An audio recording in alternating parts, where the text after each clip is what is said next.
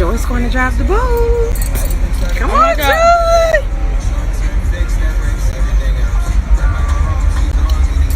All right. And she actually pouring, not me. I poured it all over her face, up her nose. Sorry. I'm weak as hell.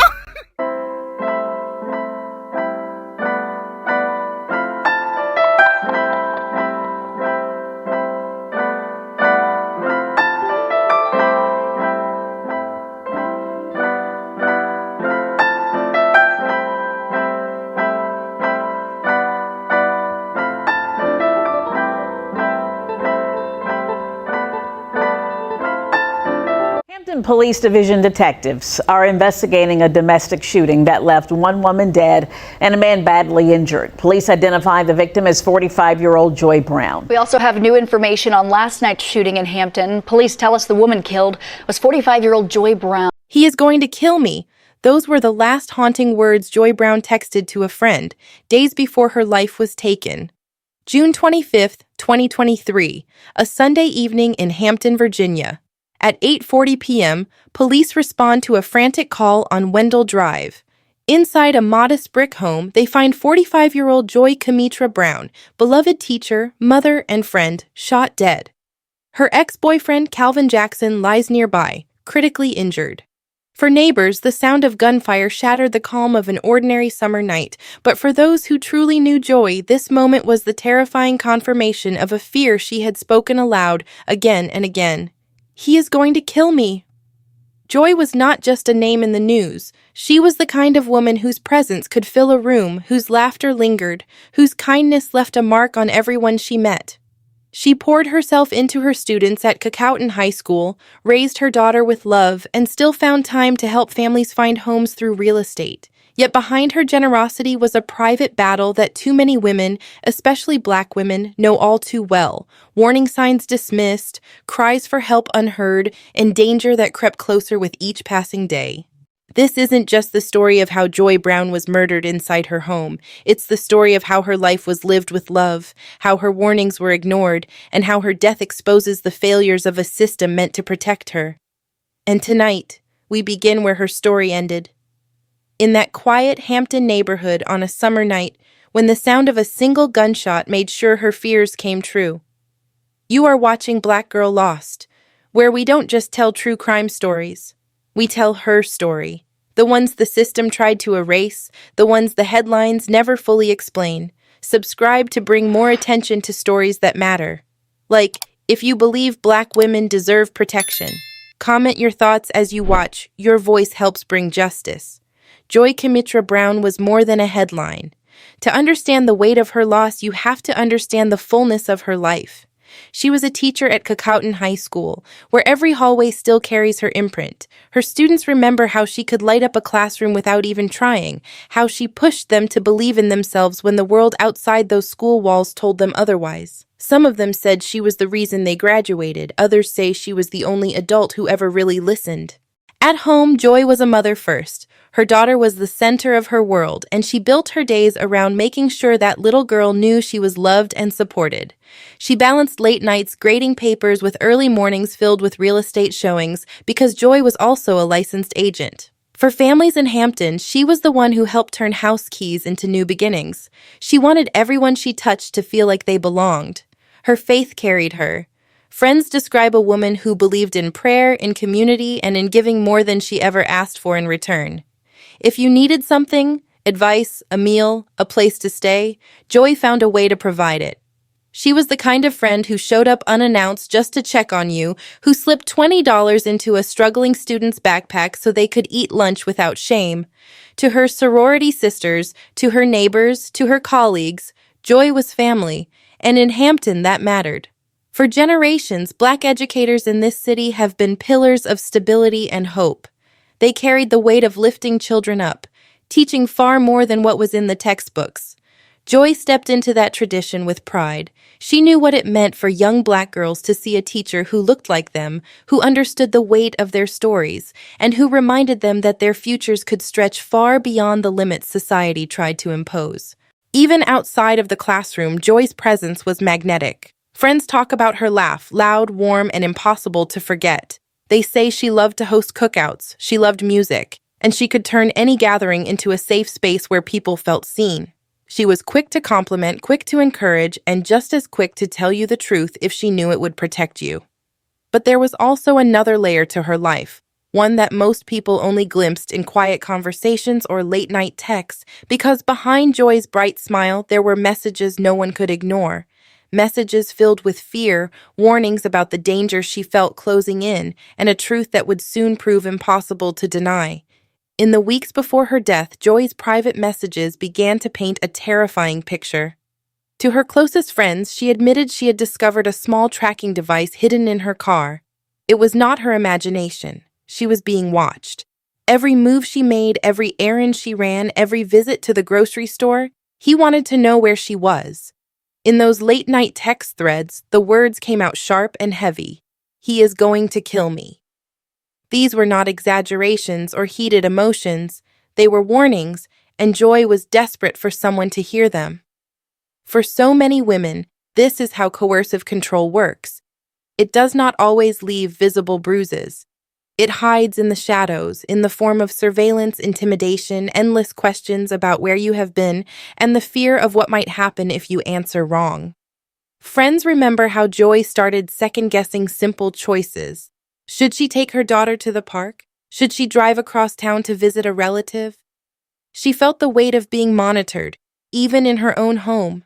The walls that should have kept her safe were no longer her refuge. Joi's friends urged her to be careful, to protect herself. Some told her to go to the police, but in her heart, Joi already knew what so many Black women have learned the hardest way, that even when you speak up, even when you document the danger, too often no one listens until it is too late. The pain is not just the fear of a partner's violence, it is the exhaustion of shouting warnings into a system that shrugs. And still, she kept trying to live. She continued to teach, to mother, to serve, carrying a burden that very few understood. To the world, she was still smiling, still showing up. But to those who saw the texts, the calls, the trembling honesty, the truth was clear. Joi was living on borrowed time, and she knew it. If this feels heavy, it is because it is. Comment below. Why do you think Black women's warnings are so often ignored? Your voice matters. The hardest part of this story is knowing that the danger had already knocked on her door before. Police had been called in past years, her cries had been recorded in reports. The question we must all sit with is this: why was he never truly stopped? The tragedy of Joi Brown's story did not begin in 2023. To understand how her warnings went unanswered, you have to look back through the official record. A paper trail that tells us everything about danger ignored and systems that failed to act. In 2007, there was the first call to police. Neighbors reported loud arguments, the kind that make walls shake. Officers responded and a report was filed.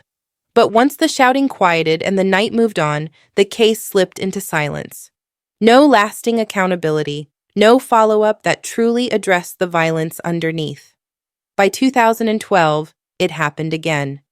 This time, Joi herself reached out, documenting what she was living with.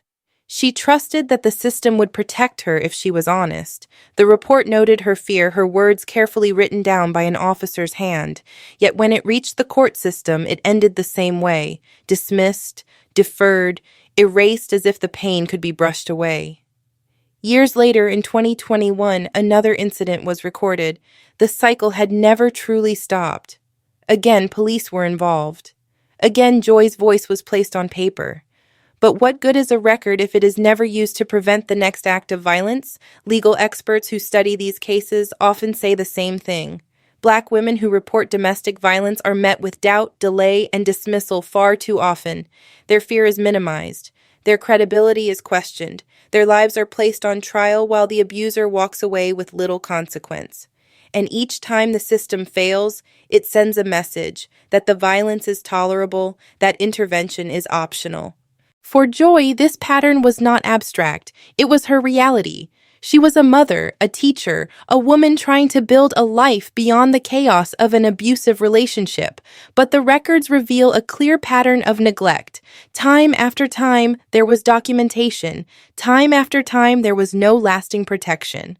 By 2023, the danger was no longer hidden. It was an open secret, written in police files, whispered among friends, and shouted in Joi's own messages. Everyone knew the threat was real. The only question left was, how long before the final act of violence broke through? Even with years of records, even with her story etched into police files, Joi Brown was still living under the same roof as the man she feared. To an outsider, that might seem unthinkable. But for those who understand the complexity of domestic violence, it is all too familiar. Joi and Jackson still shared a home, not because she wanted to rekindle what was broken, but because they were tethered together by the life of their child. She wanted stability for her daughter, and sometimes stability, even in a fractured form, feels safer than the chaos that comes with tearing a family apart. Community members who knew Joi understood this conflict. It was easy for someone from the outside to say, she should have left. But leaving was never simple. It meant finding new housing in a city where affordable rents were scarce. It meant untangling finances that were wrapped tightly around years of shared bills and obligations. It meant risking custody battles, knowing the courts often fail Black mothers by questioning their fitness while overlooking the abuser's history. And above all, it meant gambling with her own safety because statistics show the moment a woman tries to leave is the most dangerous time of all. Friends have recalled the conversations, Joi weighing her options, torn between her instinct to protect herself and her desire to shield her daughter from the trauma of a fractured home. The community around her saw the exhaustion. She was carrying the weight of choices no mother should have to make, and beneath it all was a truth many survivors of domestic violence know too well. Sometimes the system that promises safety instead deepens the danger. Reports were dismissed. Orders of protection often failed to stick. Each time she sought help, she was reminded that disbelief is a barrier built into the process. Legal advocates explain it clearly. Women, especially Black women, are often asked to produce proof of their own abuse beyond the visible bruises. They are questioned about their motives. Their parenting is scrutinized more harshly than their abuser's violence.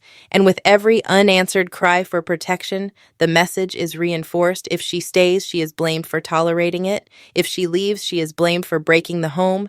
Either way, the burden is placed squarely on her shoulders. For Joi, the choice to remain in the same home was not weakness. It was survival within the narrow margins society had given her. She was trying to co-parent, trying to provide some semblance of stability, trying to believe that the worst might be avoided if she kept the peace. She lived with fear, but she also lived with hope, a fragile hope that maybe tomorrow would not end in violence. But time was running out. On June 25, 2023, the fragile line she had walked for so long finally broke. That evening, neighbors stood frozen in their doorways as the sharp crack of gunfire cut through the quiet street. Shots were fired inside Joi Brown's home, the moment everyone had feared, the moment written in years of ignored reports and whispered warnings, had finally arrived. This is why we tell these stories, to hold systems accountable. If you believe these cases deserve national light, hit that like button so YouTube pushes Joi's story further. June 25, 2023. A quiet Sunday morning in Hampton. The kind of morning when families ease into the day, neighbors tend their yards, and the air feels heavy with the warmth of summer. But for those living near the Brown residence, peace shattered into chaos. Just after sunrise, neighbors reported hearing what they first thought were fireworks, quick bursts in succession, until the echoes revealed themselves as gunshots. The sound pierced through the stillness of the neighborhood, and what followed was silence. The kind of silence that weighs heavy because everyone knows something terrible has just happened. Police arrived to a chilling scene.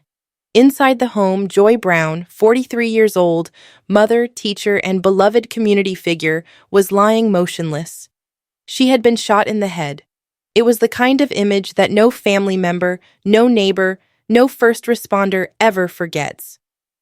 Beside her, investigators found Jackson, her longtime partner, slumped and bleeding, but still alive. The scene raised immediate questions. Two people, both wounded, both caught in what was clearly an eruption of violence that had reached its peak inside the very home that was supposed to protect them. Officers quickly secured the area, marking off the crime scene with yellow tape as neighbors gathered outside in disbelief, whispering, asking one another if it was really Joi, the same woman who smiled and waved at them just days earlier. Detectives worked meticulously, reconstructing every moment inside the home. They examined entry points, searched for signs of forced access, and looked for the weapon that had been fired. The placement of furniture, the shell casings on the floor, the proximity of Joi's body to where Jackson was found, all of it began to tell a story. This was not a random act of violence. This was personal. The bullet trajectory, the short distance at which the gun was fired, the fact that nothing else in the house had been disturbed, it all pointed to the same conclusion. Joi had been executed in her own home. Forensic technicians photographed every angle, collecting fibers, fingerprints, gunshot residue, anything that could establish a clear timeline of events. The living room was no longer a place where family meals were shared or where Joi guided her children through homework. It was now evidence, every inch cataloged to reconstruct her final moments. And then came the twist. While Joi's body told a story of finality, Jackson's condition told a different one. He survived. Bruised, bloodied, and broken, but alive. In those first hours, as officers pieced together what had taken place, survival meant one thing. There was now a living witness. A man who could potentially tell investigators exactly what had happened in the moments before the shots rang out. For the community, the shock deepened. If Jackson survived, what would he say? What truth would come from his account? Would his version of events bring closure or only open more questions? Because for the investigators, nothing was simple. A mother was gone, her children left motherless, and the man at her side, injured but alive, suddenly became the most important figure in unraveling the truth of what unfolded that morning. And so, as Joi's body was taken from her home and her neighbors stood frozen in disbelief, investigators turned their focus toward the one man who survived the same bullets that ended her life. Jackson lived, and that survival meant the case was about to take a sharp, unexpected turn. The days after Joi's death turned into weeks and then months. Her family was grieving, her friends were demanding answers, and yet the man everyone whispered about was still walking free. Calvin Jackson, the father of her child, the man who had been at the center of her fears, was not behind bars. People in the community began to ask, why was nothing happening? Why did the system that was supposed to deliver justice seem to move only when it felt pressured? 8 months passed. 8 months of silence from authorities. 8 months of watching Joi's story fade from headlines while her loved ones carried the unbearable weight of absence. Then finally, in early 2024, police announced what so many had been waiting to hear.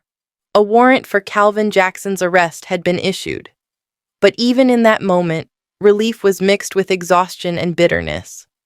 Because justice had not come swiftly.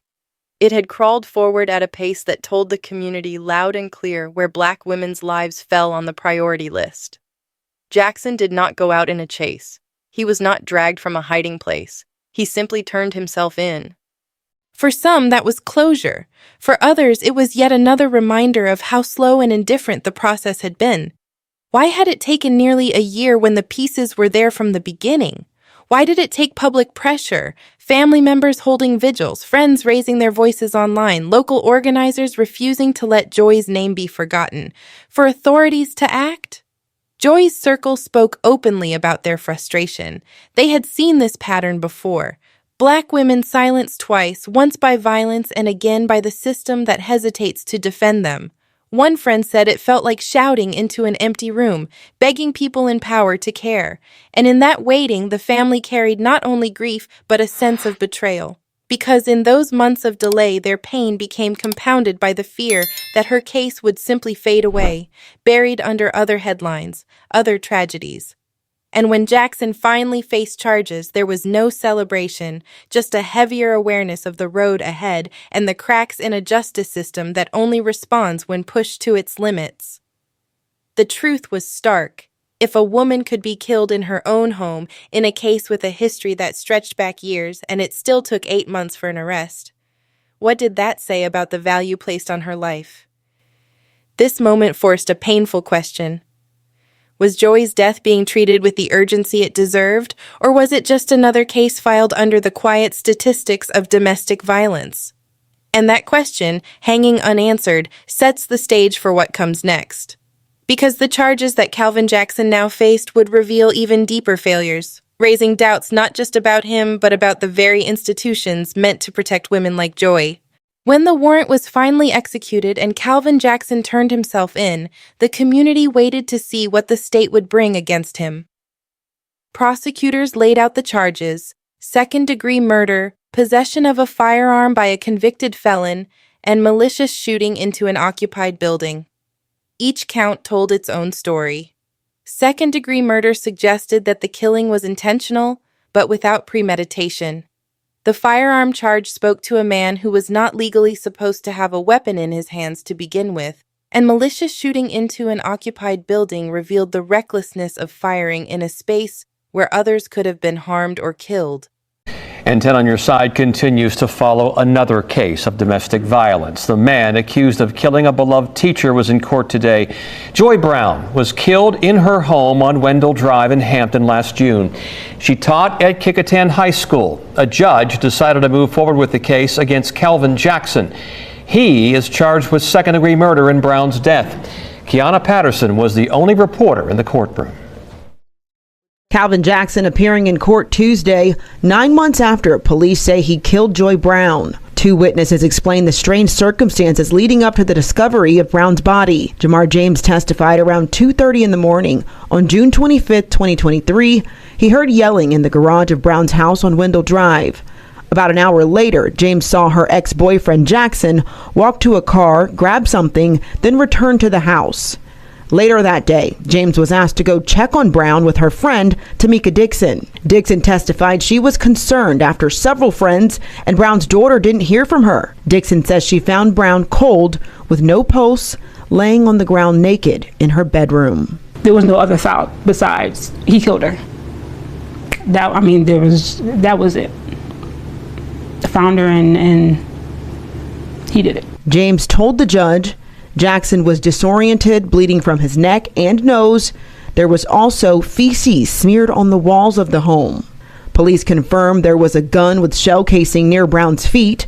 The autopsy reports Brown was shot in the head.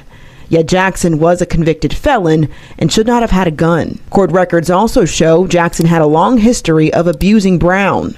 Police issued a warrant for Jackson's arrest several months after the attempted murder-suicide. I think properly charging him and now holding him accountable is some step in the right direction. Brown's friends say they will continue to call justice for Joi. Couldn't help her in life, so I just feel like at this point, the best that we can do is try to help her. Joi's death left behind a silence that her family has been struggling to fill ever since. The center of that silence is her young daughter, a child who now wakes up without the warmth of her mother's voice, without the daily routines that once grounded her in security. After the murder, she was placed in the care of her grandmother, a woman who suddenly found herself in the position of raising another generation while carrying her own grief. Every morning in that house now carries the weight of two realities, trying to give a little girl a childhood while living with the unbearable truth that her mother's life was stolen. What makes this aftermath so difficult for those who love Joi is the realization that it was not just her life that ended. It was a chain reaction that reshaped countless others. A daughter lost a mother. A mother became both parent and grief counselor. Friends became advocates in a fight they never thought they would be part of. And a community was forced to reckon with the fact that even when warning signs exist, even when people cry out for help, tragedy can still reach into a home and tear it apart. And yet beneath the mourning, there is still an urgent question left hanging in the air. This is not only about one family's grief. It is about whether the systems meant to protect women like Joi actually work, whether they believe survivors when they speak, and whether the cycle of delay, disbelief, and dismissal can ever be broken. Because if Joi's daughter is to grow up in a world different from the one that took her mother, then the fight is not only for her healing, it is for change. For generations, Black women have carried the heavy burden of being unheard when they cried out for help. The disbelief is not new. It stretches back through time, stitched into the way society has often dismissed their pain, questioned their credibility, or demanded proof that their suffering was real. When Joi reached out for protection, she entered a system that historically has too often failed women who look like her. Domestic violence cases involving Black women are frequently marked by hesitation, by slow responses, by assumptions that their lives do not carry the same urgency. That disbelief is not just an oversight, it is an inheritance of race and gender woven into the very structure of how justice is delivered. The intersection of race and gender leaves Black women at a crossroads where they are most vulnerable. They are judged through stereotypes that paint them as strong enough to endure anything, as too independent to need saving, as less likely to be victims. Those stereotypes strip them of humanity, and when danger rises, it costs lives. Joi's story falls within this pattern, not as an isolated event, but as a continuation of a long history of systemic inaction. We have seen this before. The death of Lauren Smith Fields, whose cries for justice were overshadowed by suspicion and indifference, revealed how quickly the lives of Black women can be devalued when the narrative does not fit societal expectations. Cases like these build a devastating archive. Women taken, questions unanswered, families left to fight not only for closure, but also for recognition that their loved ones deserved more than silence. If you have stayed with me through this far into her story, then you know her life mattered. You know her name should not be forgotten. If you care, do not just watch this, share this video. Let Joi's case reach people who may not know who she was, who may never have heard her name. Let them feel what her family has carried and understand that her story is not just hers. It is part of a larger truth about what it means to be a Black woman in America, fighting to be heard, fighting to be safe. And as we move forward, we face the hardest truth yet. Because even as charges are filed and courtrooms fill, one question refuses to let go. What does justice even look like now? In Joi's case, the disbelief did not come in a single moment. It came in layers. Each delay, each half measure, each time her fear was minimized, built a wall between her and the protection she needed. And behind that wall, danger was allowed to grow unchecked until it reached her doorstep. That is why her death is not only a personal tragedy. It is a reflection of a broader truth, that the voices of Black women in danger are too often met with skepticism rather than urgency. The moral tension here cannot be ignored. How many times must families bury their daughters, sisters, and mothers before change is taken seriously? How many children must grow up without their mothers because warnings were ignored? The questions hang in the air, demanding answers not only from institutions but from all of us who live within this society. And yet, even as disbelief continues to echo, something else is beginning to take shape. If you believe that Joi's name should never fade, then stand with her memory. Subscribe so her legacy continues to echo, because silence helps no one. And if you cannot bring yourself to subscribe, then enter the comments and tell us why. Your silence is not neutral, it has weight, and it forces us all to reckon with the reasons why some lives are honored and others are overlooked. At this point in the story, one thing is clear. Joi's death may have marked the end of her physical presence, but it ignited a fire that continues to burn. Her family's voices are louder, her community is more determined. Her story is not finished because the fight for Black women's safety is not finished. The fight is not over. Joi deserved to live. Her daughter deserved her mother. And we all deserve a system that listens. No woman should feel unheard when she says she is in danger. No child should grow up without their mother because warnings were ignored. Joi's name cannot be just another reminder of what we lost. It must be a turning point for what we demand. And now I turn to you, watching this story unfold. Subscribe if you believe Joi's name must remain alive. Like and share this video so that her story reaches every corner, every home, every decision maker who must be reminded that silence is not an option. When you share Joi's name, you are refusing to let her fade into the background. You are declaring that her life had value, that her death has meaning, and that justice is not a distant idea. It is a responsibility.